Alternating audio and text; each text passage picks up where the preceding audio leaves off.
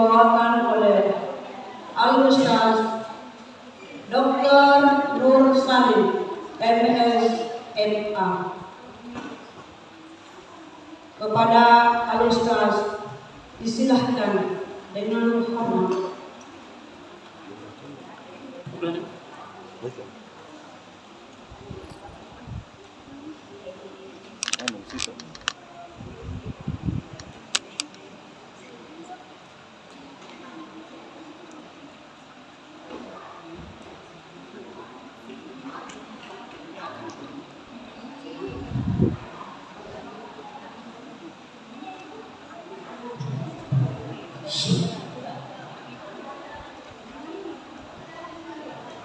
Bismillahirrahmanirrahim. Assalamualaikum warahmatullahi wabarakatuh.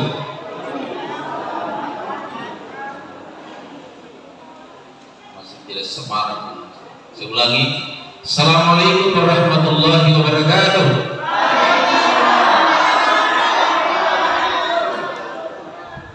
Yang sama-sama kita muliakan Ketua Takmir Masjid pribadi Bapak Dr. Haji Amir Saga MS, sama kita muliakan para pengurus Masjid Babul Khair, yang sama kita muliakan tokoh agama, tokoh masyarakat, imam masjid yang sama dimuliakan oleh Allah, ibu-ibu majlis taklim yang dimuliakan, dirahmati dan diberkati oleh Allah Subhanahu wa taala. Amin ya rabbal alamin. Alhamdulillahilladzi asra bi 'abdihi lailan minal masjidil haram ila al-masjidil aqsa alladzi barakna hawlahu. Asyhadu an la ilaha illallah wahdahu la syarika lahu wa asyhadu anna Muhammadan 'abduhu wa rasuluh. Allahumma shalli wa sallim ala sayyidina Muhammad wa ala alihi wa sahbihi ajma'in, amma ba'd. Jemaah Isra dan Mi'raj Nabi besar Muhammad sallallahu alaihi wasallam yang dimuliakan oleh Allah Subhanahu wa taala. Seindah-indah ucapan, semulia-mulia ucapan. Ucapan itu adalah ucapan yang pertama terucap ketika Nabi Adam alaihi salam ditiupkan roh ke dalam jasadnya. Setelah sampai roh di mulutnya Nabi Adam, ucapan yang pertama diucapkan Nabi Adam adalah Alhamdulillahi Rabbil Alamin. Segala puji bagi Allah, Tuhan semesta alam. Ayat ini tidak sah salat kita kalau kita tidak baca. Ayat ini kita baca dalam satu hari satu malam 17 kali. Karena di dalam salat 5 kali sehari semalam jumlah rakaatnya 17 rakaat. Maka kita membaca surah Al-Fatihah Alhamdulillahi Rabbil Alamin dalam satu hari satu malam di luar salat sunnah 17 kali. Begitu juga sebagai wujud cinta kita kepada baginda Rasulullah sallallahu alaihi wasallam, senantiasa kita bersalawat kepada Rasulullah sallallahu alaihi wasallam sebagai wujud kecintaan kita kepada Rasulullah sallallahu alaihi wasallam. Salah satu yang diwajibkan oleh Allah Subhanahu wa taala yang Allah sendiri melakukannya hanya salawat kepada Rasulullah sallallahu alaihi wasallam. Semua perintah hanya hamba Allah yang melaksanakan. Salat, puasa, zakat dan haji yang wajib bagi kita sebagai umat Islam itu dilakukan oleh umatnya Rasulullah sallallahu alaihi wasallam. Tetapi salawat Allah Subhanahu wa taala menegaskan di dalam Al-Qur'an, innallaha wa malaikatahu yusholluna 'alan nabi ya ayyuhalladzina amanu shallu 'alaihi wa sallimu taslima. Sesungguhnya Allah, ini menunjukkan sesungguhnya Allah yang berkata, Allah yang berfirman, sesungguhnya saya Allah, kata Allah, bersalawat kepada Rasulullah sallallahu alaihi wasallam. Allah saja bersalawat kepada Rasulullah sallallahu alaihi wasallam. Jadi salah satu yang diperintahkan oleh Allah dan Allah sendiri lakukan hanya salawat. Allah perintahkan kita bersedekah, berzakat, berinfak, Allah tidak berzakat dan berinfak.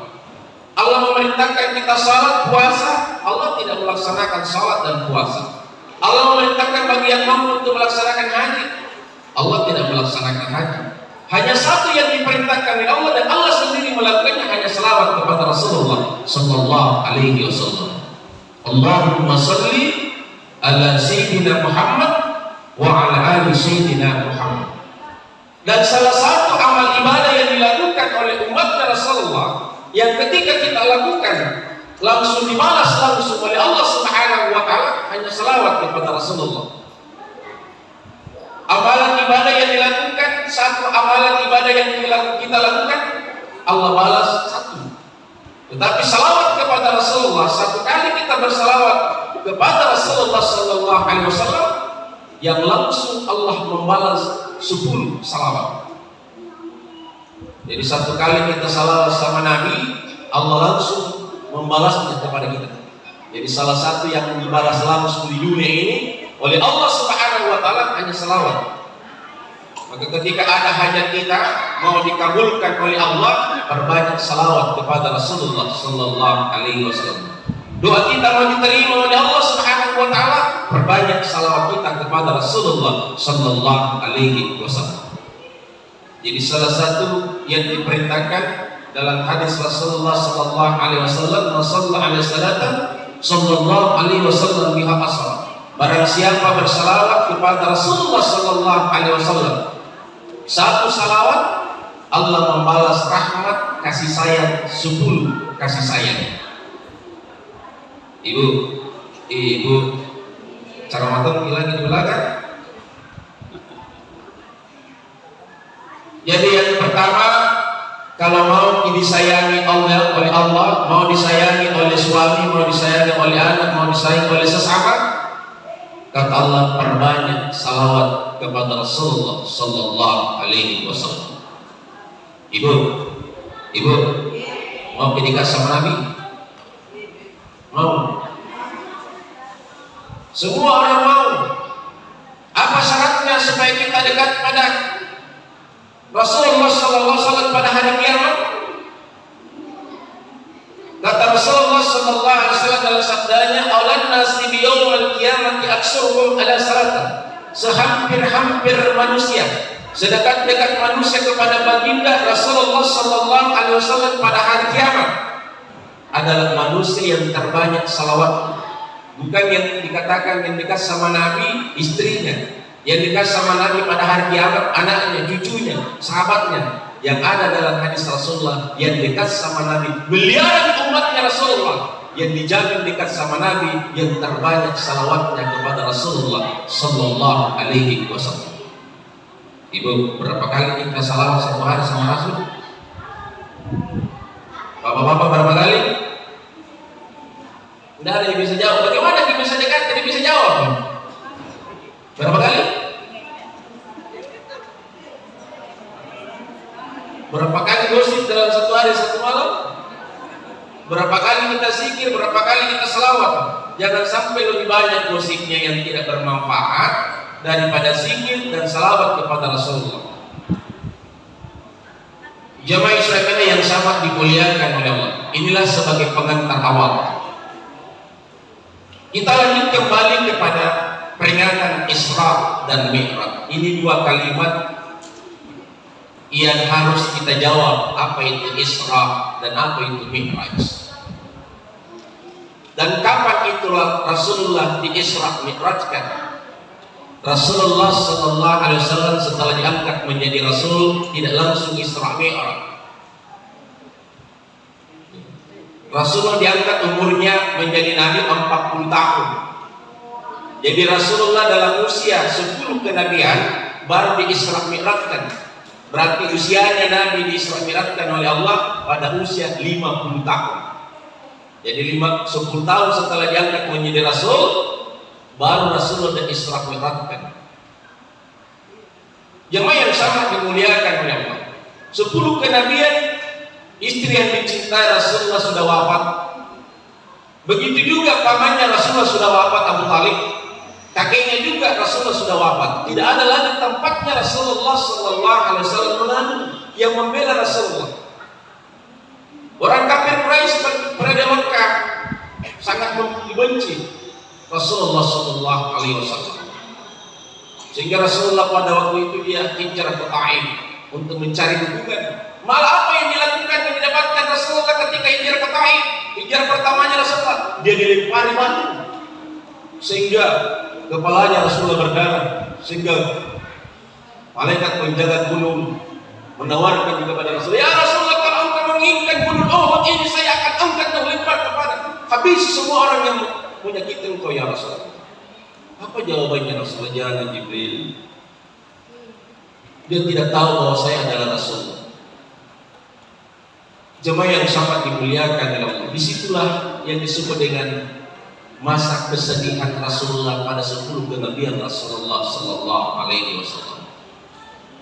Tepatnya pada 27 Rajab, tepatnya pada jam 1 malam, Rasulullah ingin melaksanakan salat tahajud.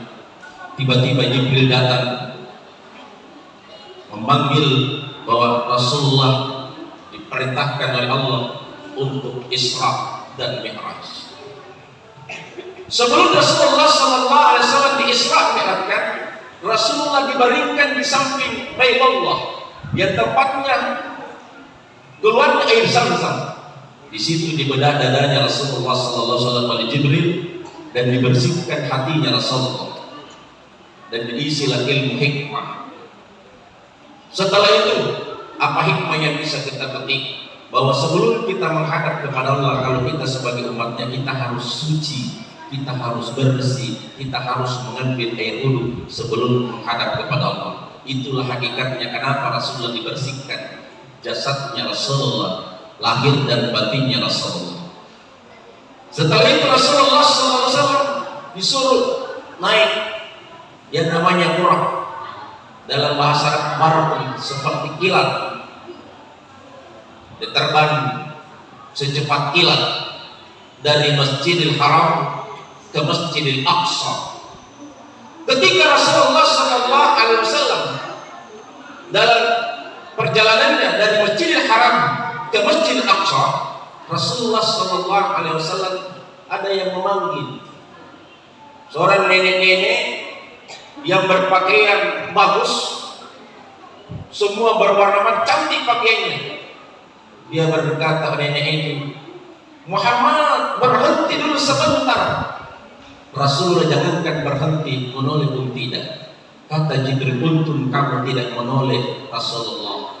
Coba kamu menoleh, itulah gambaran dunia. Dunia ini sudah tua seperti nenek-nenek, cuma selalu dihiasi sehingga dia selalu cantik. Seandainya kamu menoleh ya Rasulullah, maka umatmu cinta dunia. Begitu juga Rasulullah Sallallahu Alaihi Wasallam ketika sampai di Masjidil Aqsa, Rasulullah Sallallahu Alaihi Wasallam mengimani semua, mulai dari Nabi Adam, mengimani para nabi dan rasul. Itu menandakan bahwa Rasulullah Sallallahu Alaihi Wasallam adalah penghulu para nabi dan rasul, karena Rasulullah disuruh Jibril untuk mengimani para nabi dan rasul. Setelah itu, Rasulullah Sallallahu Alaihi Wasallam menginjakkan kakinya satu batu, yang sekarang batu itu menjadi saksi sejarah. Batu itu tergantung, tidak sampai ke laut, tidak sampai ke bumi, tidak sampai di mana. Dia disebut dengan batu tergantung. Disitulah meletakkan kakinya Rasulullah SAW. Batu itu ingin ikut kepada Rasulullah, tapi Jibril mengatakan tidak, hanya sampai di sini. Kamu tidak akan diinjak oleh manusia lain, hanya diinjak ada kekasihnya Rasulullah. Jadi ada batu tergantung Masjid Aqsa. Setelah itu Rasulullah SAW Mi'raj. Mi'raj itu adalah tangga pertama dunia, langit pertama sampai langit ke-7. Pada langit pertama Rasulullah Sallallahu Alaihi Wasallam bertemu Nabi Adam alaihi salam. Jadi Nabi Adam itu berada pada langit pertama. Setelah itu naik lagi langit kedua, temu dengan Nabi Isa. Langit ketiga ketemu Nabi Yusuf alaihissalam, manusia yang tergagal. Pada langit keempat ketemu Nabi Idris. Pada langit kelima ketemu Nabi Harun. Pada langit keenam ketemu Nabi Musa. Dan pada langit ketujuh ketemu Nabi Ibrahim alaihissalam. Dan semua Nabi ini memberi salam kepada Rasulullah sallallahu alaihi wasallam. Setelah sampai ke langit ketujuh, Jibril menyampaikan kepada Rasulullah, "Ya Rasulullah, sampai di sinilah saya di langit ketujuh. Saya tidak mampu menembus Sidratul Muntaha." Dan Rasulullah berangkat langsung menghadap kepada Allah Subhanahu wa taala sampai ke Sidratul Muntaha. Ketika Rasulullah sallallahu alaihi wasallam berhadapan dengan Allah Subhanahu wa taala, bagaimana Rasulullah menghadap kepada Allah? Apakah Rasulullah menghadap dalam posisi berdiri? Tidak. Apakah Rasul dalam posisi ruku? Juga tidak. Apakah Rasulullah ketika menghadap kepada dalam posisi sujud? Juga tidak. Apakah Rasulullah menghadap kepada Allah dia dalam posisi duduk? Juga tidak. Bagaimana posisi seorang hamba kekasih kepada Allah Subhanahu wa taala? Rasulullah ketika menghadap kepada Allah dalam posisi bertahiyat. Jadi dia duduk di kaki. Dan ketika dia menghadap kepada Allah, dia beri salam. Apa salamnya Rasulullah kepada Allah? Bukan Assalamualaikum. Ada yang tahu salamnya kekasihnya Allah? Abdi. Jadi Rasulullah itu abdi, hamba. Yang sebuah hamba bukan, tapi Allah sendiri yang menunjukkan kepada Rasulullah itu adalah abdi, hamba. Itulah ketika Allah disebut, yang setelah itu Muhammad, itulah abdi. Dan kita ikut di dalam abdi itu. Kita gambarnya Muhammad, kita berbentuk Muhammad, min, ha, min, dal, 4 huruf Muhammad, itulah hamba. Maka bentuk seperti hamba ini tidak ada yang haram disentuh oleh api neraka. Tidak ada yang berbentuk manusia yang disentuh oleh api neraka. Kenapa? Itulah abdi, itulah bentuknya Muhammad, kekasihnya Allah. Ini pertama. Setelah itu Rasulullah menghadap, beri salam. Apa salamnya Rasulullah? At-tayyatul mubarakatus salawatut tayyibatu lillah. Dijawab oleh Allah, Assalamu alayka ayyuhan nabi wa rahmatullahi wa barakatuh. Hakikatnya apa? Keselamatan atas wahai Nabi, dirahmati dan diberkati oleh Allah. Rasulullah sudah terjamin selamat, dirahmati dan diberkati oleh Allah. Tapi Rasulullah tidak gembira, tidak senyum. Yang dia teringat dalam pikirannya bukan istrinya, bukan anaknya, bukan sahabatnya. Yang dia pikirkan kita sebagai umatnya. Sehingga disambung oleh Allah, oleh Rasulullah sallallahu alaihi wasallam, jawabannya dari Allah, Assalamu alaina wa ala ibadillahi sholihin. Dan keselamatan atas orang-orang yang mengerjakan amal soleh. Kita lihat yang ikut kepada Rasulullah sallallahu alaihi wasallam. Jadi itu dialog ketika kita bertahiyat, itulah gambaran ketika Rasulullah menghadap menerima salam. Jadi setelah Rasulullah memohon kepada Allah, kita diberikan, didoakan, diselamatkan oleh Allah, dirahmati dan diberkati oleh Allah, maka seluruh malaikat yang menyaksikan, yang bersaksi di aras mengucapkan asyhadu an la ilaha illallah wa asyhadu anna Muhammadar Rasulullah. Jadi yang mengucapkan asyhadu an la ilaha illallah itu yang bersaksi adalah para malaikat yang ada di aras menyaksikan ketika Rasulullah menghadap kepada Allah Subhanahu wa taala. Maka Rasulullah Allah Subhanahu wa taala berselawat kepada Rasulullah setelah para malaikat mengucapkan asyhadu an la ilaha illallah wa asyhadu anna Muhammadar Rasulullah. Maka dijawab oleh Allah, Allahumma shalli ala sayyidina Muhammad wa ala ali sayyidina Muhammad. Jemaah yang sangat dimuliakan oleh Allah, ada yang selalu bertanyakan tentang salawat, karena salawat itu banyak bentuk salawat. salawat Jibril yang paling pendek, sallallahu ala Muhammad. Salawatnya Nabi, salawatnya Allah, yang mana kepada Rasulullah. Dan salawatnya Rasul yang mana? Salawatnya Rasulullah, Allahumma salli ala Muhammad wa ala ali Muhammad. Begitu juga salawatnya Allah kepada Rasulullah, Allahumma salli ala Muhammad wa ala ali Muhammad. Dan salawatnya kita kepada Rasulullah, kita tambah Allahumma salli ala Sayyidina Muhammad wa ala ali Sayyidina Muhammad. Pada Rasulullah tidak mengajarkan pakai Sayyidina, karena Rasulullah tidak mau mengangkat dirinya sendiri. Sayyidina itu adalah penghormatan, pengaguman terhadap diri Rasulullah sallallahu alaihi wasallam. Rasulullah tidak mau mengangkat dirinya sendiri. Jadi titel yang tertinggi itu adalah Sayyidina bagi Rasulullah sallallahu alaihi wasallam. Ya, kalau orang punya titel profesor, doktor, kiai, itu tadi yang tertinggi dalam. Tapi Rasulullah tidak pernah disebut selalu. Kenapa bagi Sayyidina? Ternyata di dalam mewakili semua memberikan salawat, mulai dari Nabi Adam sampai kepada Rasulullah, itu terwakili kita berikan salawat semua kepada para nabi dan rasul. Itulah sehingga kita pakai Allahumma salli ala Sayyidina Muhammad wa ala ali Sayyidina Muhammad wa ala alihi wa sahbihi ajma'in. Ada juga salawat Ibrahimiyah yang selalu kita tambahkan ketika kita salawat, Allahumma salli ala Sayyidina Ibrahim wa ala Sayyidina Ibrahim. Itu salawat Ibrahimiyah, salawat khusus kepada Nabi Ibrahim alaihissalam.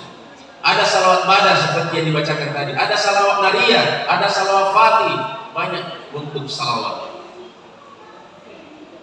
Yang mana yang kita mau pakai? Yang penting salawat, pengagungan salawat itu semua adalah pengagungan kepada Rasulullah sallallahu alaihi wasallam. Jemaah Isra Mi'raj yang sangat dimuliakan oleh Allah.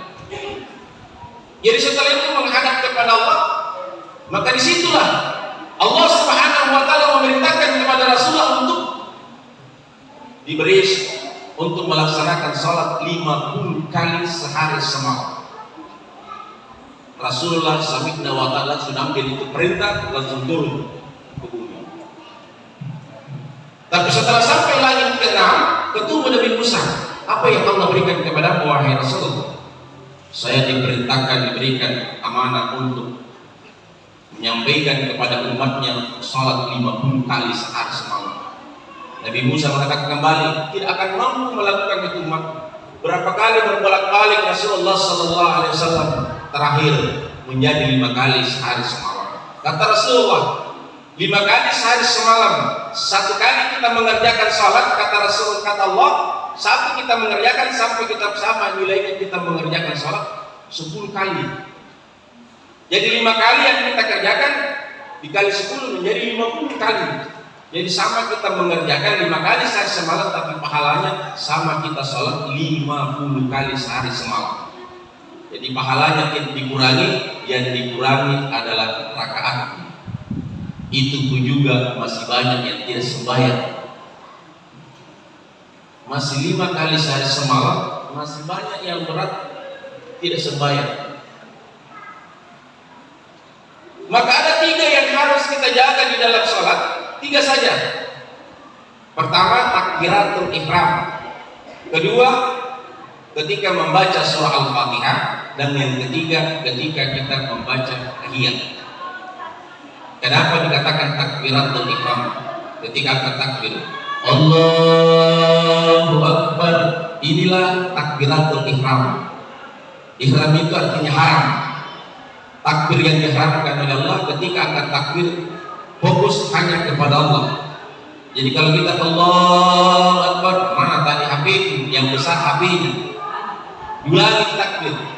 Kenapa iblis di situ diberikan amanah, diberikan kekuasaan untuk menggoda kita supaya kita salah-salah dalam bertakbir. Maka sebelum kita salat, kita berdiri dulu kepada surah-surahnya, kita membaca sebelum salat A'udzubillahi minasyaitonirrajim. Atau kita baca A'udzubillahi minan nari min syarril ghafari wa min kadhil jabbar istaghfir rasul al-minun. Tapi cukup kita baca, kita berlindung kepada Allah dari godaan syaitan. Setelah itu, itulah yang membuka pintu langit pertama sampai langit ke-7, sampai tembus Sidratul Muntaha, itulah takbir. Itu kunci pembukanya, langit pertama sampai langit ke-7 sampai menembus Sidratul Muntaha. Setelah takbir, kita membaca, kita menghadap kepada Allah. Itu pembukanya. Kenapa dikatakan doa kita itu artinya doa pembuka. Setelah itu, kenapa yang dibaca kalau kita di kalangan kita adalah Allah Akbar kabira walhamdulillahi katsira wa subhanallahi bukratan wa asila. Karena inilah yang pertama diucapkan Rasulullah ketika keluar dari perut ibunya. Jadi ketika Rasulullah dalam kitab bersanding, ketika Rasulullah dilahirkan, dia letakkan kedua tangannya di tanah, lantas dia menghadap ke aras, lantas berucap Allah Akbar kabira walhamdulillahi katsira wa subhanallahi bukratan wa asila. Itu doa pembuka. Jadi kalau ada yang kita membuka lahan baru, buka usaha baru, ternyata itu doanya, doa pembukanya. Kenapa? Rasul dalilkan dengan rahmatan lil alamin, rahmat bagi sekalian. Sehingga itulah yang dijadikan sebagai doa kita. Setelah itu apa lagi dihadapkan kepada Allah? Qul inna salati wa nusuki wa mahyaya wa mamati lillahi rabbil alamin. Sesungguhnya salatku, ibadahku, hidupku dan matiku hanya untuk Allah semata. Jadi kita melapor kepada Allah 5 kali sehari semalam melapor, ya Allah saya siap hidup dan saya siap mati. Yang takut mati itu yang tidak pernah sembahyang. Kenapa takut? Karena tidak pernah melapor. Kalau kita, makanya orang yang menjaga salat 5 waktunya itu dia akan menghadap kepada Allah dalam menghadapi sakaratul maut, itu rata-rata masuk waktu salat. Kalau orang yang menjaga salat, tapi orang yang tidak menjaga salat sembarang saja waktunya, tidak ada waktunya. Kenapa? Karena dia tidak ada waktunya. Yang kita punya waktu itu dasarnya saja. Qul inna salati wa nusuki wa mahyaya wa mamati lillahi rabbil alamin. Kita berserah diri, hidup dan mati kita hanya kepada Allah. Setelah itu baru kita membaca Fatihah. Ini dialognya ulumul Quran, surah Al-Fatihah. Kenapa itu dikatakan surah Al-Fatihah itu ulumul Quran? Ibunya Quran. 6.666 ayat. 114 surah. Ibu, 114 surah ada yang tidak pakai bismillah. Surah apa itu? Surah Taubah. Bagaimana bismillahnya itu? Pernah kita pakai bismillahnya? Bapak-bapak pernah kita bismillahnya? Itu 114 bismillah. 114 surah, 100 juga 14 bismillahnya. Tapi ada satu yang tidak pakai bismillah, surah Taubah. Di mana itu bismillahnya? Pernah dicari itu bismillahnya? Kalau orang pernah khatam Quran pasti ada dapat itu bismillahnya. Bukan bismillah itu tadi saya baca auzubillahi minan nari wa min syarril ghafari wa min ghadabin jabari siti wa rasul itu yang di sampingnya itu surah Taubah. Itu pengusir jin itu. Kalau ada di rumah ada jin yang tempat jin itu doanya.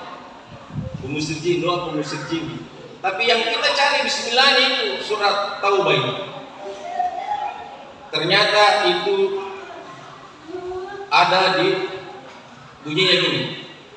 Innahu min Sulaiman wa innahu bismillahirrahmanirrahim. Itu ada di Nabi Sulaiman ketika dia mau tundukkan Ratu Balqis, ketika dia mau tundukkan jin, ketika dia mau tunjukkan binatang. Jadi doanya ini penunduk. Itu doanya. Kalau kita ada binatang kita puas, pegang saja bacakan di kepalanya. Innahu min Sulaiman wa innahu bismillahirrahmanirrahim. Sapu-sapukan kepalanya. Coba kalau ada mucinta yang itu. Sama juga kalau ada hati yang suami yang korok-korok bacakan gitu, tapi jangan bacakan ketika dia masih bangun. Baca ketika dia tidur. Itu salah satu. Jawa yang sama dimuliakan oleh Allah. Setelah itu, jadi bacaan yang harus kita jaga di situ adalah yang diperbaiki di situ ketika sampai iyyaka na'budu wa iyyaka nasta'in. Hanya Engkau yang kami sembah dan hanya Engkau kami mohon pertolongan. Jadi kalau sampai ke iyyaka na'budu wa iyyaka nasta'in, berarti dulu di situ. Adukan aduan kepada Allah. Apa yang kita mau adukan? Apa masalah kita? Maka mengadukan masalah itu hanya ada di dalam salat. Jangan lari ke dukun. Ada masalahnya lari ke dukun. Ada masalahnya curhat sama orang. Itu tidak bisa Makanya curhatnya ketika ada masalah, yang bisa memberikan solusi kepada kita adalah curhat kepada Yang Maha Kuasa, kepada Allah Subhanahu wa Ta'ala. Allah akan berikan solusi yang dekat kepada Allah Subhanahu wa Ta'ala. Itu yang kedua yang harus dijaga. Yang ketiga yang harus kita jaga ketika transaksi antara hamba dengan Allah, ketika bertahiyat tadi, asyhadu an la ilaha illallah wa asyhadu anna Muhammadar Rasulullah. Ada pernah lihat si gue begini? Turunnya begini. Adakah memang di dalam fikih itu si gue begini? Ya putar begini. Nah, bilang menulis ke Ustaz, bilang siapa ngajar menulis dalam sembahyang? Tidak ada. Cuma isyarat saja itu. Kenapa itu 2 kali saja goyang? Asyhadu an la ilaha illallah wa asyhadu anna Muhammadar Rasulullah. Bersaksi kepada Allah, bersaksi kepada Rasulullah. Itu yang maksudnya. Jadi 1 kali goyang kita disuruh menulis sallallahu. Nah, ada situ dasarnya. Yang saya dapat itu adalah 1 kali saya gerak isyarat persaksian kepada Allah dan persaksian kepada Rasulullah sallallahu alaihi wasallam. Jadi 3 saja kita jaga di dalam salat: takbiratul ihram, iyyaka na'budu wa iyyaka nasta'in, dan asyhadu an la ilaha illallah wa asyhadu anna Muhammadar Rasulullah. Ini yang harus kita jaga, termasuk usul ibadah salat kita sebagai orang awam. Kalau takbirnya kita jaga, Fatihahnya kita jaga, dan syahadatnya kita jaga. Saji salat kita kalau kita tidak baca itu dia dibaca 2 rukuk, bangun 2 rukuk, 2 sujud. Tapi lebih bagusnya lagi kalau kita hafal supaya jangan terlalu cepat salatnya. Ini salat pernah ditawarkan kepada tanah, air, angin, dan api, tapi tidak ada yang mampu melaksanakan salat itu. Api tidak mampu melaksanakan salat, air tidak mampu melaksanakan salat, angin tidak mampu melaksanakan salat, tanah juga tidak mampu. Sehingga di dalam salat itu ada 4 gerakan. Itulah sifatnya 4 unsur itu yang ada pada diri kita. Unsurnya berdiri, itu unsurnya api. Api ketika menyala tidak mau, selalu lari naik. Jadi unsur api. Makanya kalau ada orang marah dia berdiri, suruh dulu. Jangan kita temani bicara sebelum dia duduk, karena dia sifatnya api. Apa yang bisa meredahkan api? Hanya takbir, Allah Akbar. Jadi kalau terjadi kebakaran itu, kenapa disuruh bertakbir? Karena itulah yang bisa meredupkan api itu ketika dia menyala. Hanya takbir Allah Akbar. Itulah zikirnya Nabi Ibrahim alaihissalam ketika dibakar oleh Raja Namrud. Setelah itu, ruku, itulah sifatnya angin. Angin itu berada pada pertengahan, dia tidak ada selalu tengah-tengah.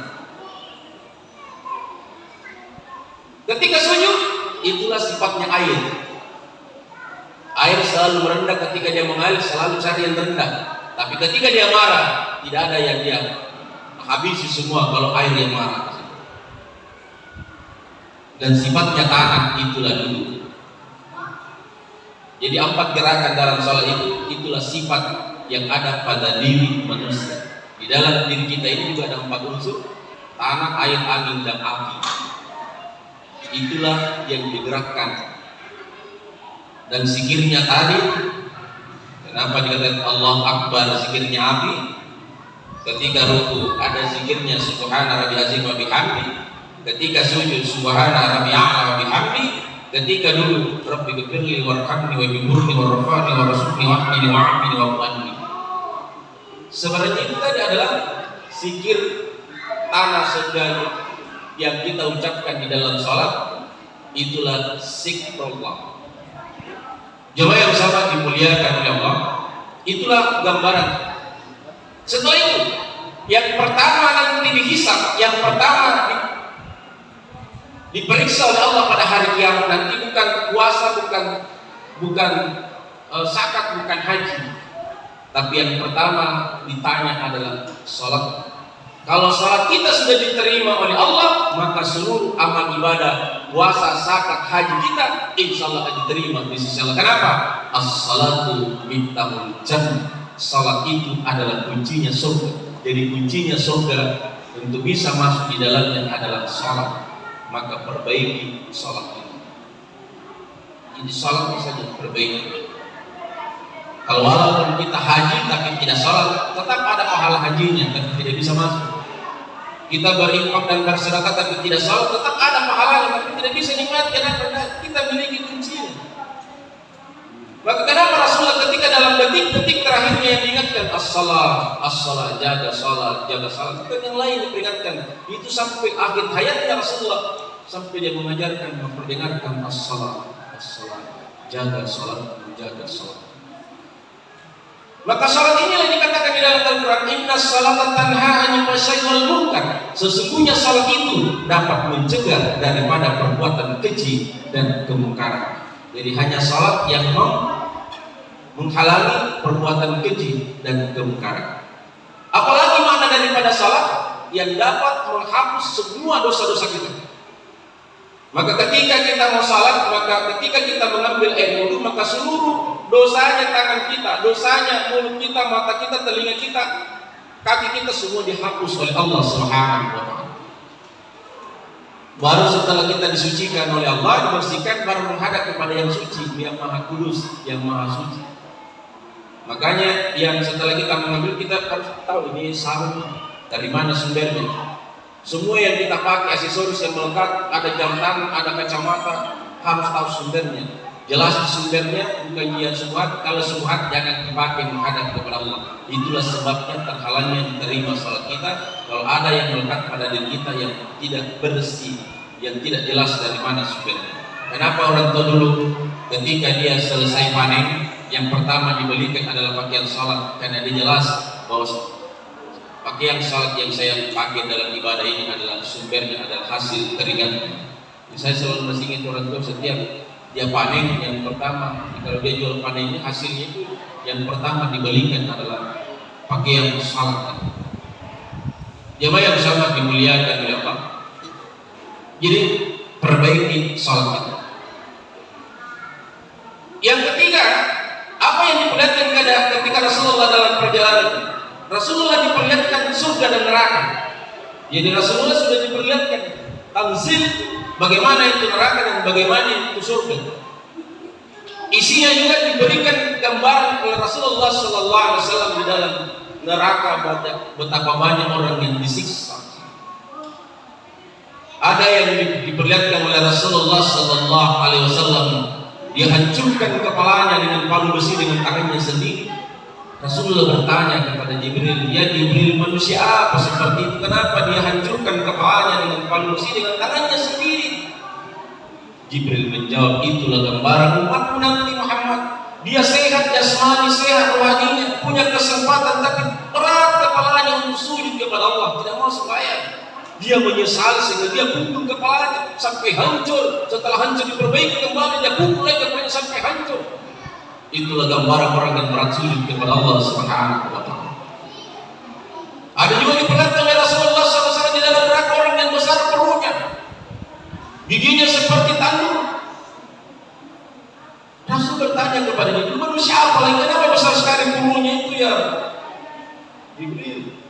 Jibril berkata, itulah gambaran umat orang yang memakan makanan yang diharamkan, makanan-makanan yang riba, peminum haram, peminum tuak.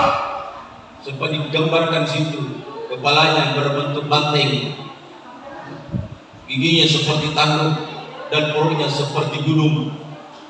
Itulah gambaran umat nanti Muhammad itu peminum khamar. Ada juga diperlihatkan Rasulullah SAW dari dalam neraka yang digunting-gunting bibirnya. Setelah dia gunting, dia perbaiki lagi, kembali lagi. Rasulullah bertanya kepada Jibril, ya Jibril, manusia apa lagi ini? Kenapa dia gunting bibirnya, setelah digunting diperbaiki, dia gunting lagi? Inilah orang yang selalu gosip. Dan sekarang ini masanya gosip. Belum tentu dia salah, kita hanya lihat di televisi, di YouTube, oh salah. Itu juga menyalahkan, yang belum tentunya salah, kita tidak pernah lihat.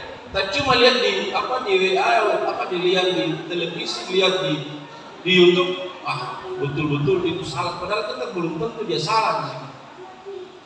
Yang menentukan dia salah atau tidak adalah penyidiknya di situ.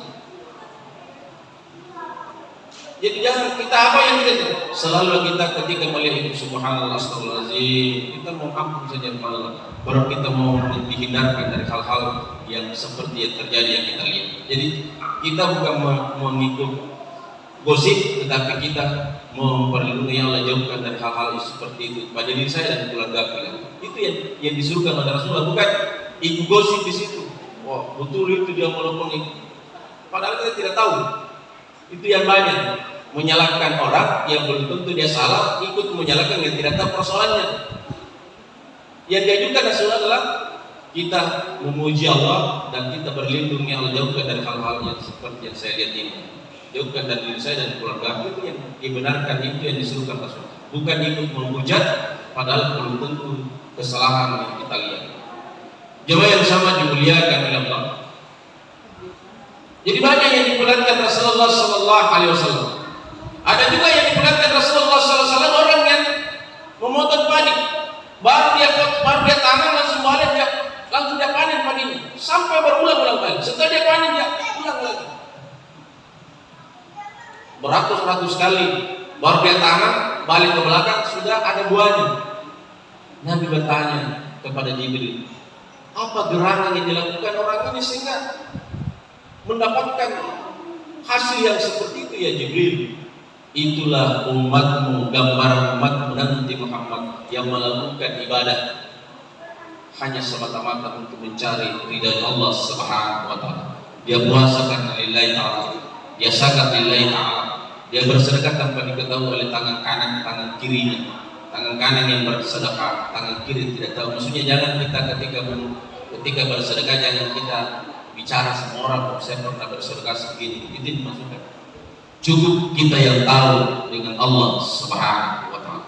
Itulah yang dilipat gandakan 700 kali lipat di sisi Allah Subhanahu wa taala. Jemaah yang sangat dimuliakan oleh Allah, marilah kita memohon kepada Allah Subhanahu wa taala supaya kita terhindar dari apa yang diperlihatkan tansil-tansil yang diperlihatkan Rasulullah sallallahu alaihi wasallam. Dan aku yakin tidak ada umatnya Rasulullah yang masuk neraka. Tidak ada umatnya Rasulullah yang disiksa di dalam neraka. Karena tidak ada berbentuk manusia yang disiksa di dalam neraka. Jadi orang yang tidak pernah salat dan dia mati dia belum bertobat, itu dibangkitkan pada hari kiamat nanti, dibangkitkan bukan dibangkitkan seperti manusia, tapi dibangkitkan seperti babi. Jadi orang yang disiksa, orang yang tidak melaksanakan perintah Allah, itu akan dibangkitkan dengan tidak memakai jasadnya Muhammad, tetapi dibentuk yang diharamkan oleh Allah Subhanahu wa taala. Apa yang diharamkan oleh Allah haram saja dimakan adalah dibangkitkan dalam bentuk babi. Jadi kita yang selamat, semua yang selamat umatnya Rasulullah dibangkitkan dalam bentuk manusia seperti yang kita pakai ini. Dalam bentuk pakaiannya adalah itulah pakaian kita yang menutupi aurat kita nanti pada hari kiamat ketika dibangkitkan, adalah itulah zakat fitrah kita. Jadi zakat fitrah itu adalah pakaian kita nanti ketika kita dibangkitkan di padang mahsyar. Jemaah yang sangat dimuliakan oleh Allah, dan sedekah-sedekah itulah yang akan menjadi kendaraan kita. Begitu juga puasa kita. Puasa kita akan dibalas oleh Allah Subhanahu wa taala. Kapan dibalas? Tidak dibalas dunia. Itu akan diberikan makanan ketika kita berada di padang mahsyar, ketika matahari satu jengkal di atas kepala kita. Semua otak mendidih kecuali orang yang berpuasa pada bulan suci Ramadan. Maka disitulah orang yang berpuasa diberikan balasan oleh Allah. Makan minumlah kamu, yang dulunya kamu punya makanan yang enak, tapi kamu karena takut kamu tidak makan di bulan suci Ramadan. Jadi kita akan diberikan makanan. Begitu juga orang yang tidak berpuasa pada bulan suci Ramadan diperlihatkan oleh Rasulullah, diberikan makanan dari nanah dan darah, dalam pokoknya dari duri, dari kala-kala yang berbisa. Itulah gambaran umatnya Rasulullah yang dapatkan bulan suci Ramadan sehat jasmani dan rohaninya, tidak sakit, tapi dia tidak berpuasa pada bulan suci Ramadan juga dibalas oleh Allah makanannya dari nanah dan darah dan lauknya dari kala-kala yang berbisa. Jemaah yang sangat dimuliakan, adalah betapa banyak tanzil yang dibalankan Rasulullah SAW ketika Rasulullah Isra dan Mi'raj. Oleh itu kita memohon kepada Allah, kita hindarkan, mudah-mudahan kita dijauhkan dari hal-hal yang tidak kita inginkan. Makanya selalu kita mohon di sujud terakhir kita, di dalam salat kita, karena salah satu yang tidak diberikan kewenangan Allah kepada Jibril, jadi yang tidak bisa diganggu doa kita ketika kita sujud. Kenapa? Karena iblis tidak mau sujud. Apa yang kita minta kepada Allah? Pertama, yang kita selalu minta adalah berikan kami kesehatan jasmani dan kesehatan rohani. 5 kali sehari semalam, jangan pernah lupa itu sehat jasmani dan sehat rohani. Bukan harta. Kalau harta kita dikasih, mana dipilih? Kalau harta di warta kita sakit, yang ngambil wanita adalah dokter saja di rumah sakit. Maka yang pertama kita minta, berikan kami kesehatan jasmani dan kesehatan rohani. Yang kedua yang kita minta di dalam sujud terakhir adalah cukupkan rezeki, bukan tambah, cukupkan rezeki ya. Mau kita beli ada, mau kasih sekolah anak ada, itu namanya cukup, bukan tambah. Kalau tambah masih belum cukup. Jadi beda mintanya cukup dengan tambah. Cukupkan rezekiku ya Allah. Yang ketiga yang kita minta, matikan saya dalam mampu mengucapkan la ilaha illallah Muhammad Rasul di akhir hayat saya. Kenapa? Itu yang dijamin oleh Allah. Man qala la ilaha illallah akhir kalamin akan jannah. Siapa yang mampu mengucapkan kalimat la ilaha illallah di akhir hidupnya, dijamin tanpa tes masuk surga, dakhatul jannah. Maka itulah jangan pernah berdiri di sudut kita sebelum itu 3 kita minta. Dan doanya Nabi Adam dan doanya Nabi Yunus itu doa pengampunan. Rabbana zalamna anfusana wa illam taghfir lana wa tarhamna lanakunanna minal khasirin. Itu dibaca ketika sujud terakhir dalam salat. Yang kedua, la ilaha illa anta subhanaka inni kuntu minadz zalimin. Baru kita baca astagfirullahaladzim wa atubu ilaih. Jadi 3 permohonan ampunan itu langsung dijawab. Dosa-dosa itu Allah dihapus oleh Allah. Siapa yang membaca doanya Nabi Adam dan zikirnya Nabi Yunus alaihissalam, insyaallah kita akan kembali kepada Allah dalam keadaan suci, dalam keadaan bersih dan ridho dan diridhoi oleh Allah Subhanahu wa taala. Demikian apa yang saya sampaikan kepada keadaan wafatnya. Allahumma ila wa tarik. Assalamualaikum warahmatullahi wabarakatuh.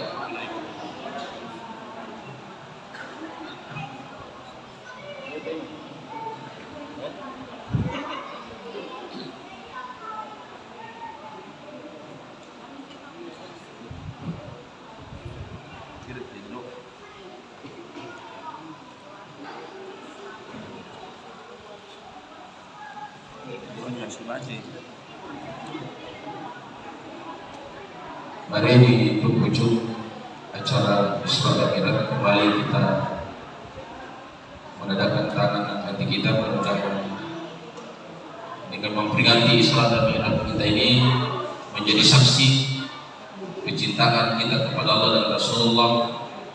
Dengan adanya perintah salat itu satu kegembiraan, berikan salat turut bergembira dengan diterimanya Rasulullah SAW salat 5 kali sehari semalam. Amin ya rabbal alamin.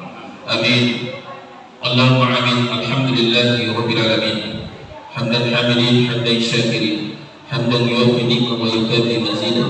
Ya rabbana lakal hamdu kama yanbaghi li jalali wajhika azim sultan. Allahumma salli ala sayyidina Muhammad wa ala sayyidina Muhammad. Allahumma rabbana taqabbal minna wa taqabbal du'ana innaka antas samiul alim wa tub alaina innaka antat tawwabur rahim. Allahumma aftah lana abwabal khair, abwabun ni'mah, abwabus sihah, abwabul quwwah, abwabus salam, abwabus salam lil khalaiqin wal insi was sayatin. Wa barzaqna halalan tayyiban mubarak fi huzul jamaah wa baraka. Amin ya rabbal alamin. Allahumma inna nas'aluka salamatan fid din wad dunya wal akhirah wa abadan fil jasadi wa siyadatan fil ilmi wa barakatan fil rizqi wa tawbatan qabla al-maut wa rahmatan indal maut wa maghfiratan ba'da al-maut. Allahumma hul alaina fi sakaratil maut wa najatan min al-inda hisab. Allahumma rabbana zalamna anfusana wa illam taghfir lana wa tarhamna lanakunanna minal khasirin. Rabbana la tuzigh qulubana ba'da idh hadaytana wa hab lana min ladunka rahmah innaka antal wahhab. Allahumma anta rabbi la ilaha illa anta subhanaka inni kunna minaz zalimin. Rabbana atina fid dunya hasanah wa fil akhirati hasanah wa qina adzabannar.